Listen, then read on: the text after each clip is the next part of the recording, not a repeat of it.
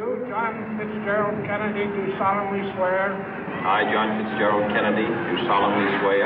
That you will faithfully execute the office of President of the United States. That I will faithfully execute the office of President of the United States. And will, to the best of your ability. And will, to the best of my ability. Preserve, protect, and defend the Constitution of the United States. Preserve, protect, and defend the Constitution of the United States. So help you God. So help me God.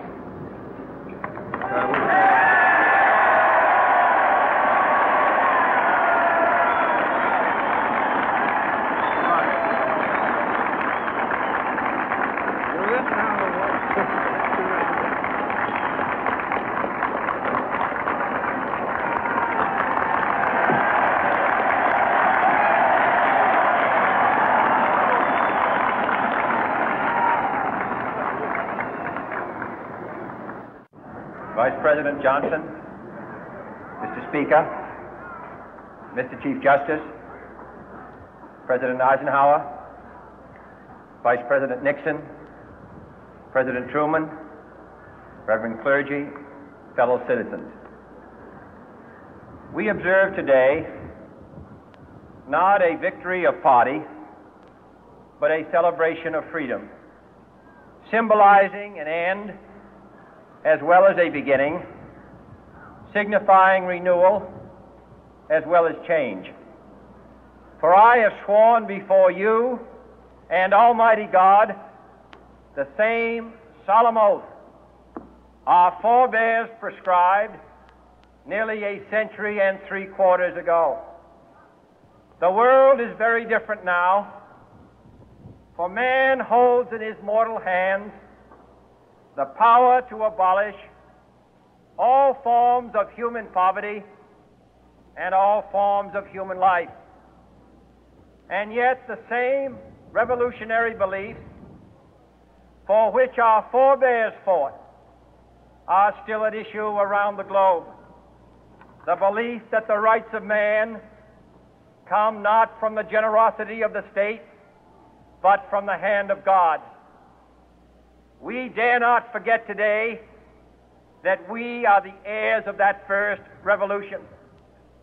Let the word go forth from this time and place to friend and foe alike that the torch has been passed to a new generation of Americans born in this century, tempered by war, disciplined by a hard and bitter peace, proud of our ancient heritage, and unwilling to witness or permit the slow undoing of those human rights to which this nation has always been committed and to which we are committed today at home and around the world.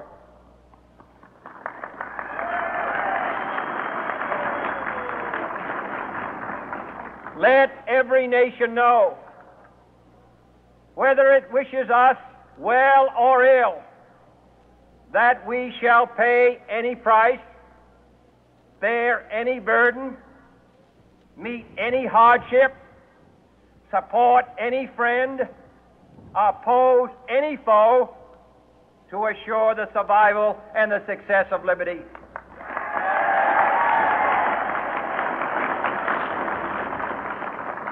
This much we pledge and more. To those old allies whose cultural and spiritual origins we share, we pledge the loyalty of faithful friends. United, there is little we cannot do in a host of cooperative ventures. Divided, there is little we can do, for we dare not meet a powerful challenge at odds and split asunder. To those new states whom we welcome to the ranks of the free, we pledge our word that one form of colonial control shall not have passed away merely to be replaced by a far more iron tyranny. We shall not always expect to find them supporting our view, but we shall always hope to find them strongly supporting their own freedom, and to remember that in the past, those who foolishly sought power by riding the back of the tiger ended up inside.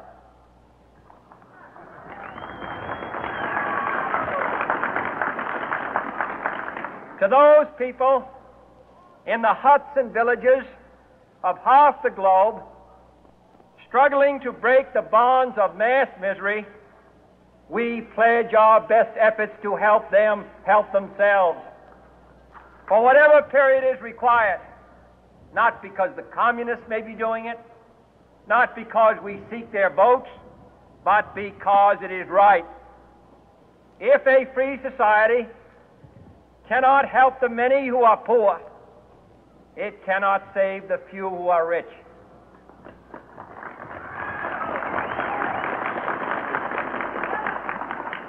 To our sister republics south of our border, we offer a special pledge to convert our good words into good deeds, in a new alliance for progress, to assist free men and free governments in casting off the chains of poverty. But this peaceful revolution of hope cannot become the prey of hostile powers. Let all our neighbors know that we shall join with them to oppose aggression or subversion anywhere in the Americas.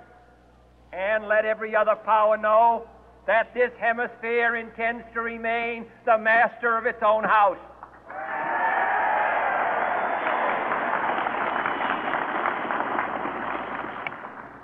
To that world assembly of sovereign states, the United Nations, our last best hope, in an age where the instruments of war have far outpaced the instruments of peace, we renew our pledge of support to prevent it from becoming merely a forum for invective, to strengthen its shield of the new and the weak, and to enlarge the area in which its writ may run.